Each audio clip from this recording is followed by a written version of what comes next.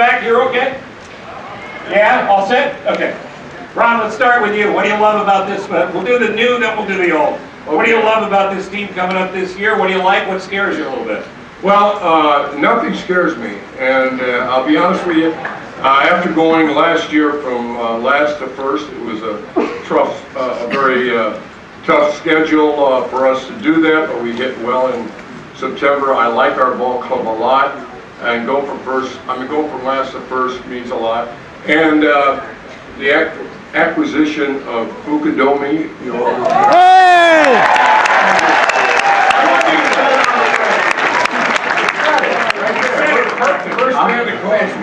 I'm worried about you there, Ronnie. Steve Cochran called me just as soon as we got him, and I knew of that. The reason he called, he wanted to know if I could say Fukudumi.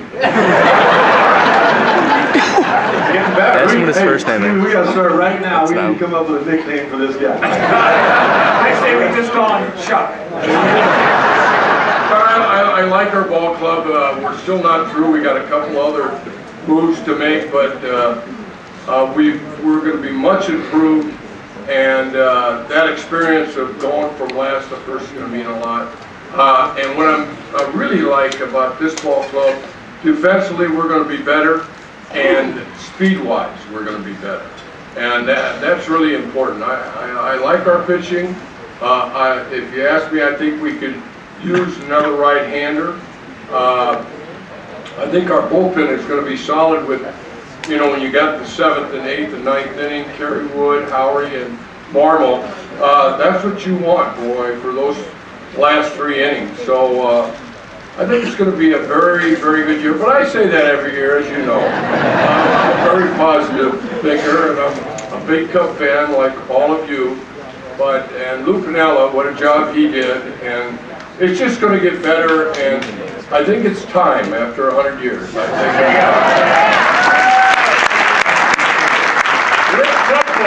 By the way, I know you guys, or almost all of you in the room have seen him. Sutcliffe is one of the best analysts in the game. You're doing more games for ESPN this year, right? To see him on ESPN. And a completely unbiased source on our Cubs. So what are your thoughts on 08?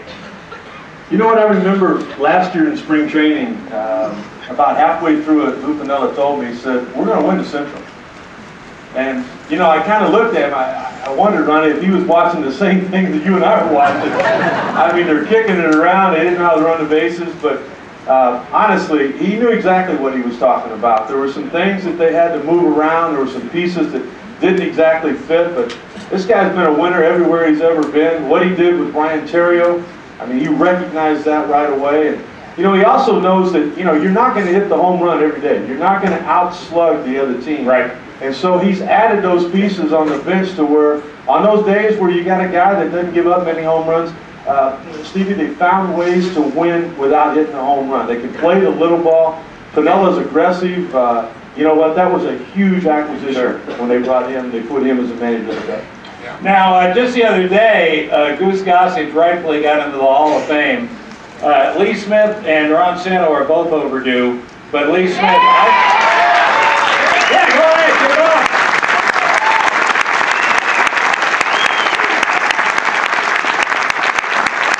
Who'd you make mad? Well, I did something, man. Yeah, but here's the thing. I must have heard you sing "Take Me Out to the Game." Well, I think if anything, he was worried about getting up here and speaking in front of everybody. I said, dude, if you sing, you'll clear this place out. Oh, you must not slow your team. he cannot. He's always bringing a star. I'm sorry, Mr. Sinatra. I missed you.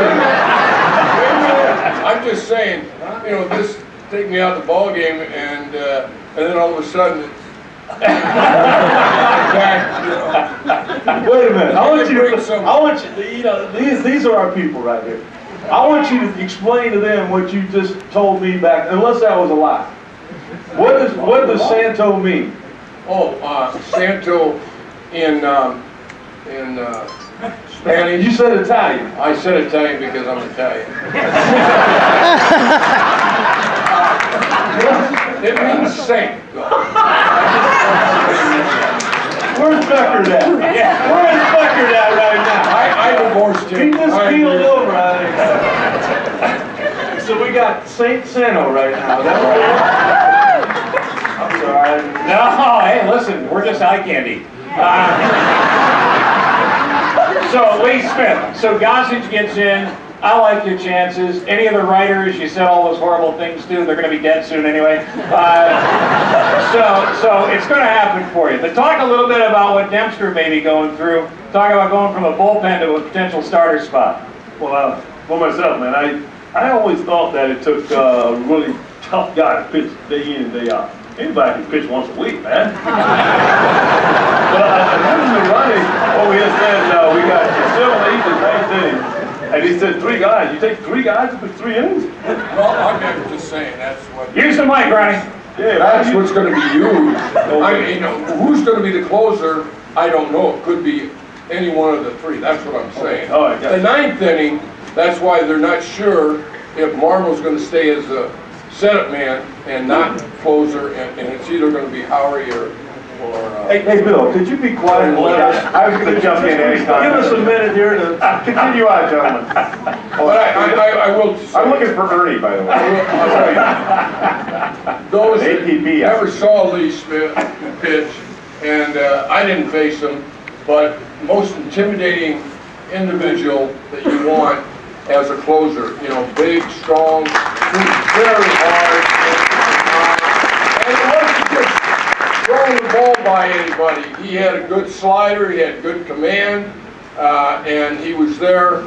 I can't believe it's a travesty that this man's not in the hole. Well, let's talk about why he became a closer. You guys, yeah, Randy Hundley, but you guys are dogging starting pitchers. Randy Hundley told you, as a starting pitcher, you were only going 2 or 3 innings anyway. Am I right? He said you might as well go the last 2 or 3. I told him if he would have left me in a rotation, I would own the whole state of Louisiana. He come out to take me out of the game in San Antonio, man, and I'm standing on the mound and looking down on him, and he said, he didn't swear, so we did everything we could do that year to get him to swear, but we never got him.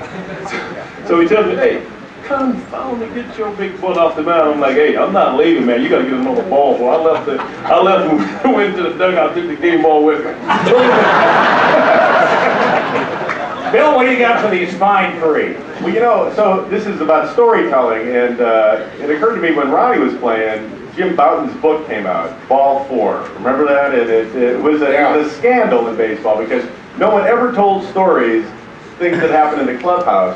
And I was wondering how, it was I think about 69, right when we were, when you were on fire. You remember that? Was there a lot of discussion? Because we're going to tell stories today. We don't care anymore, right? Well, yeah, but those kind of stories should have never been told, is what I'm saying. It was a book, to sell a book, and believe me, I did not read it. I heard a lot about it, and it was just off the record. There was so much about off-the-field activities rather than about the game itself. So the code of the clubhouse gets violated then? Yeah, exactly. And believe me, Bill Hands, I tell the story, and when Bouton became a pitcher with the Houston Astros, and the night before, we were out having dinner, Rebel, Randy Hundley, and Bill Hands and myself, and Bouton was pitching, starting pitcher, and Bill says, I'm going to get him tomorrow. And I said, what do you mean? He said, I'm going to nail him. And I go, oh, come on. He says, well, maybe I'll just knock him on his fanny. But first time up, he threw it right behind him. And then he got back in the box. He threw it up and in. Pretty good pitches that knock you on your fanny. And so then Bouton yells out to him, are we even? You know, I mean, it was really something. And I think a lot of players lost a lot of respect for the man. Well, you know, but now you've got the whole steroid controversy, and Lee and Rick Sutcliffe in particular, it's fine. It's time for both of you guys to admit that you started juicing about an hour before the convention started. And I think it's both. You're both good if you came clean on that. Well, I'll tell you what, man. If it would have been Tanqueray, I'd have been the first one on that list.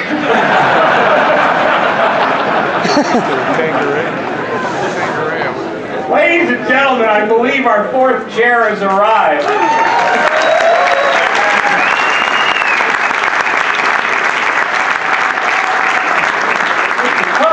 Just in from the Sports Illustrated swimsuit shoot, ladies and gentlemen, Mr. Cub, Ernie Beck.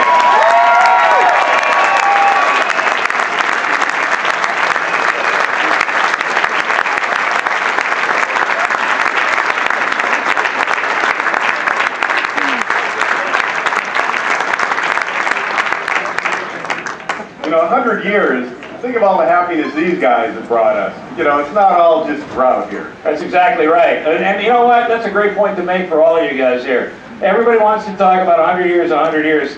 Think about all the joy for all the people in this room and for the people you love that have come out of the four guys on stage here. How about that?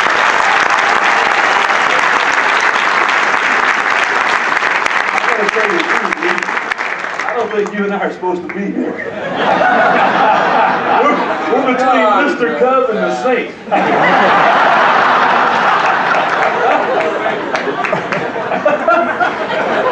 Now, Ernie, I know everybody in the house wants your autograph, but we're a little worried about you. You are wearing clean underwear in case there's an accident, right? Yeah, lean into that microphone, would you please? We'll do it. Anyway, I've gotta be me. I've gotta be me.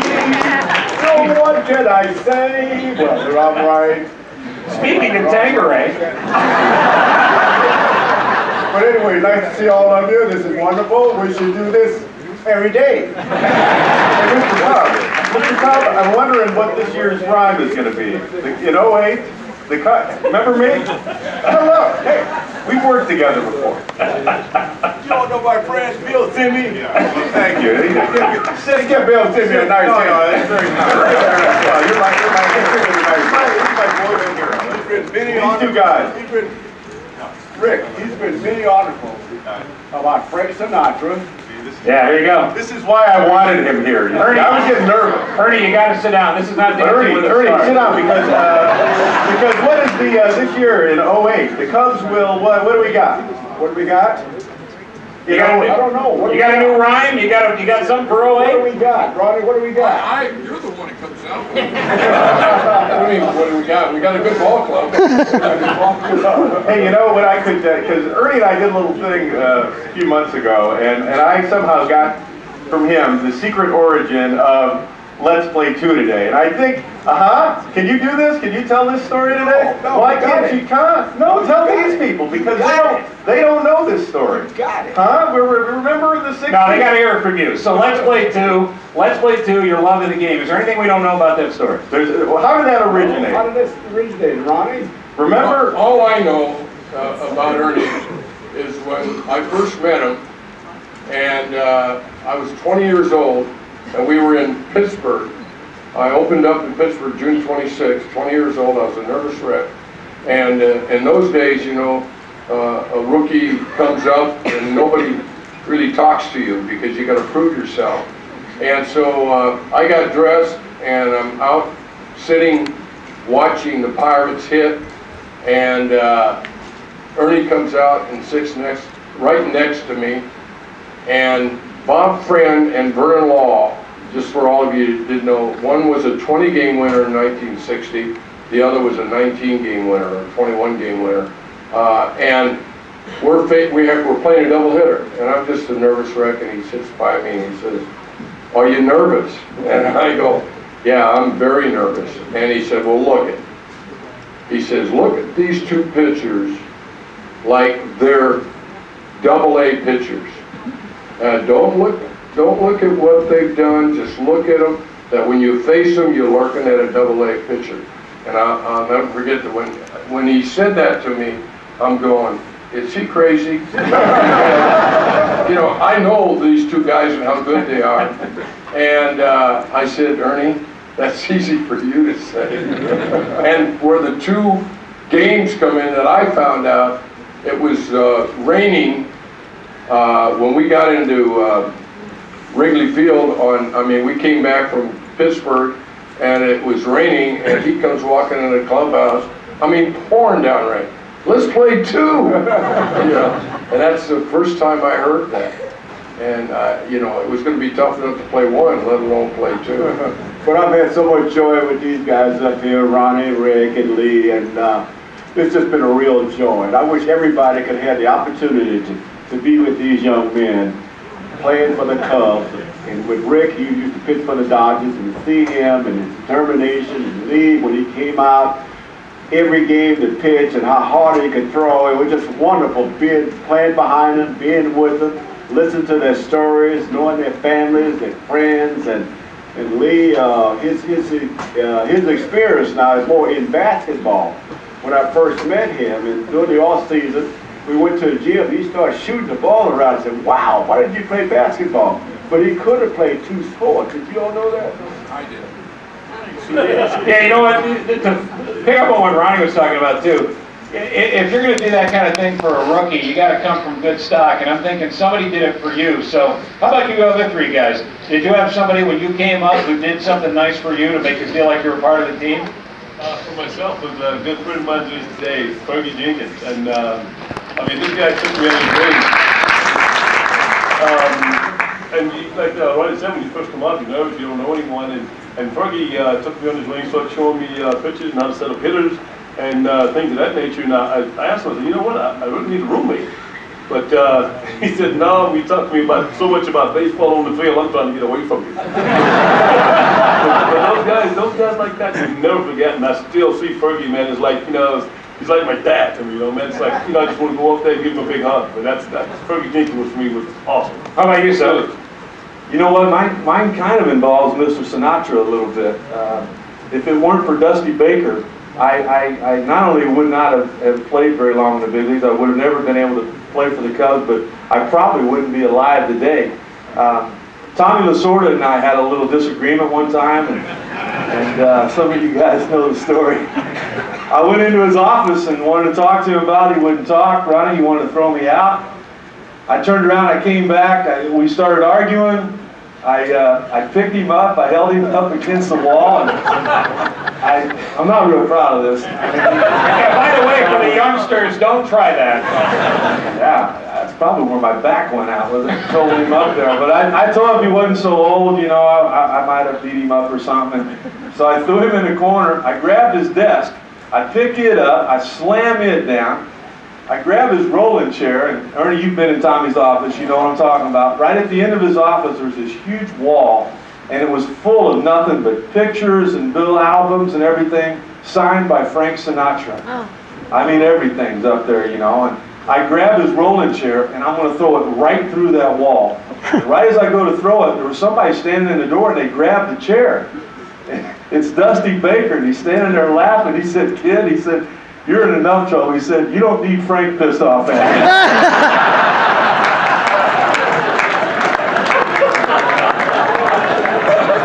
I think you got to start to your Cubs book. Right there. Frank's involved with every. You know, Frank was a good friend of Leo DeRocher, and Ronnie and Ernie probably have a few. Because when Leo came in, the Cub culture changed immediately. I bet. You know, he frightened many a guy in the clubhouse. You remember when Leo came aboard, Ronnie? Oh yeah, I remember exactly when Leo came aboard, and it was in 1966. And of course, we were not playing great baseball, and I met him in spring training, and he had a meeting, and you know, I followed. A lot of history of baseball, and I knew he was from the Gas House gang. I knew he was a violent kind of guy, you know, and he could stare you down. But everybody respected him. But I remember the first meeting saying, "Okay, you guys have been playing baseball backwards." He said, "We're going to be bunting, we're going to be hitting, running, we're going to be stealing bases," and I'm sitting in the first row. In the clubhouse, and he points to me, "And you'll be running, Santo." And I thought, I mean, I never stole a base except after a ball game, and no way in the world. And you could just see that all of a sudden everybody was in awe of Leo DeRocher, and he was a winner. And the opening day, we were out, and Chris Short, Philadelphia, was pitching, and I was hitting fourth, Ernie was hitting fifth, and I'm on base, and I look down at Pete Reeser, and he's giving me the steal sign. Giving me the steal sign with Ernie Banks hitting, you know, and I just didn't believe him. I turned to Joe Malfitano, he didn't say anything, so I didn't go. And so next pitch, I look, pitch is through, I look again, I get the steal sign. I look at Joe, and he doesn't give me go or anything, so I don't go. And right after that pitch, Leo, I'm on first base in Wrigley Field, comes out of the dugout and says, "You're going!" Here I am. Now I'm really a nervous wreck because now everybody knows I'm going. Everybody. And I was picked off. Never forget that. And when I came in through the dugout, I was so embarrassed walking across. And he didn't say a word, and he never said a word to me after that. Did he ever send you again? Well, he never sent me again, but he was setting an example that everybody's going to be running. And but that was Did his signals get any more sophisticated after that? No, it's a lot of work if the skip's coming out going, "Now!" I got a question for you, Ron. I just had lunch with the skipper Lou Piniella, and he said a lot of the fans today have been saying that the way he manages compares to Leo. Any truth to that? Yeah, very, very true. In fact, they asked me what is the difference between DeRocher and Piniella. And Lou is a lot like Leo, in a different way, but very highly respected. And you have what you call respect, but a little fear with it. And there's a way of doing it.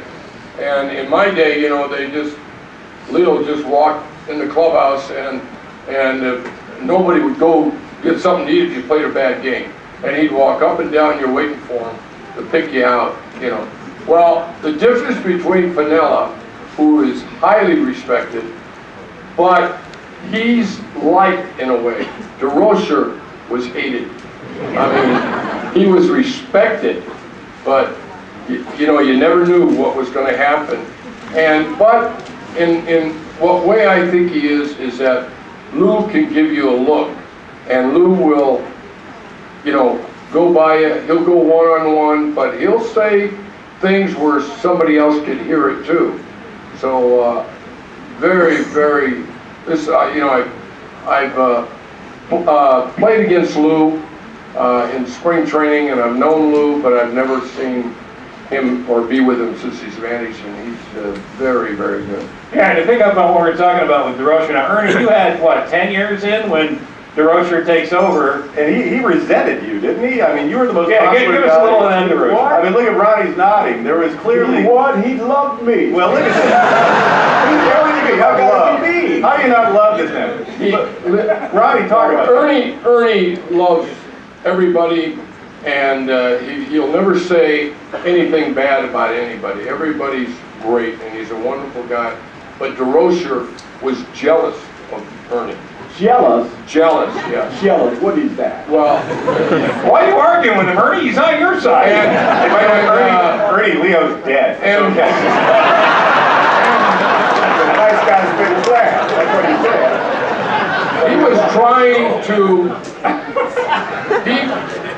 he knew that the fans loved him, and all he did, he was a little older, but still hitting 30 home runs, still driving in 100 runs, and Leo kept, trying to get him to kind of retire, and all Ernie did is drive in 100 runs, hit 30-some home runs, and he was there for the next. I think Leo left before you did, if I'm not mistaken. Yeah, 72. Yeah. But anyway, you started all of that. I did? Yes, it was 1966, Steve. We've had an inter-squad game. You know what an inter-squad game is? Right. Leo had you pick a team and me pick a team. You got the first pick and you got the better players going to make the roster. I did not. And we got fortunate enough to beat you on 2 out of 3. So from then on, Leo began to look into me as a challenge to be a manager. Take his job. See, now he's telling you, see? See, that's a great story. There you go. No, but I love him. Wait, You don't love Leo, don't tell me. Don't even go there. You notice that? And that's right, I never thought about that. So he worried about Ernie retiring. Makes so much sense. Leo's going to take his job. And then Steve, That's good. Yes, sir. There's one game, Steve. This was one game in St. Louis. We played the Cardinals. I'm sure you all read about this game. I was playing first base. The pop-up between me and Becker. So the ball dropped in for a hit and the Cardinals scored. So after the game, Leo had a meeting and put me right in the middle. And he got on me. You all have had this happen to you. He got on me up and down and up and down. Everybody was listening and watching and listening. And after the game, we go get on the bus, and Ronnie was so quiet and felt so bad about how he got on me that day. You're the veteran player. You got to catch that ball, and when you're talking about winning and all of that, you got to play hard. He was nasty. Huh? And nobody said it. You were just sitting there, and after the game, we got on the bus, Rick, and everybody was so hurt on the fact that how he got on me that day. Oh, absolutely. But I stood tall. This is the first time I stood tall and did it all, and did it. The country back first.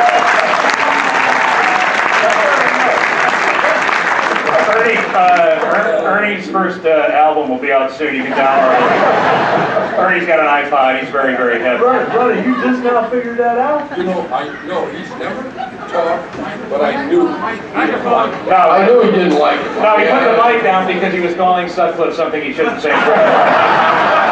Now we know. I like the same talking. Now, Rick, we know who your favorite manager was, because last we saw him, you threw him against the wall. Lee Smith, toughest guy you ever worked for, toughest manager. Well, he wasn't very tough. He was just dumb as a brick.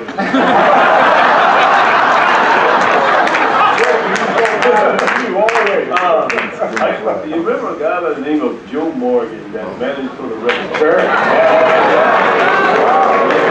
Family's here.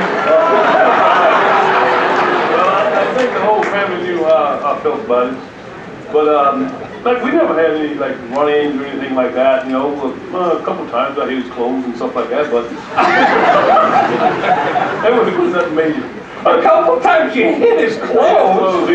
It was something about he didn't want me to take my nap before the game. All right, now wait, 'cause this is good. You guys got to understand this, because you told me this 2 years ago, and I've had you tell the story 5 times. I have to hear it again. Very nervous before a game. Lee was always all wound up. For people that want to grow up and be a big league reliever, what was your pregame routine? Oh, well, I would have, they used to send Greg Maddox out and get me a sandwich, but he got traded. And I would find myself a real comfortable spot and take a nap, and I would tell Yoshi to make sure to wake me up about the 7th inning. He's not I kidding. had my uni before I went out to the bullpen. And that was nothing but